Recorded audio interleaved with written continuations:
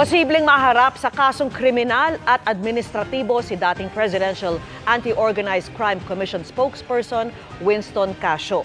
Kaugnay yan ng pananampal ni Casio sa isang Pilipinong empleyado ng sinalakay na BPO sa Bagak, Bataan noong nakaraang linggo. Ayon kay PAOK Executive Director Gilbert Cruz, pwedeng magreklamo ang sinampal na lalaki. At kahit walang complainant, posible pa rin maharap si Casio sa kasong administratibo. Pansamantalang inalis sa pwesto si Casio habang iniimbestigahan ng PAOK ang insidente. Humingi na ng paumanhin si Casio at sinabing handa siyang harapin ang ipapataw sa kanyang parusa. Magsasagawa rin ng sariling investigasyon ang Commission on Human Rights para alamin kung may nilabag na karapatang pantao si Casio.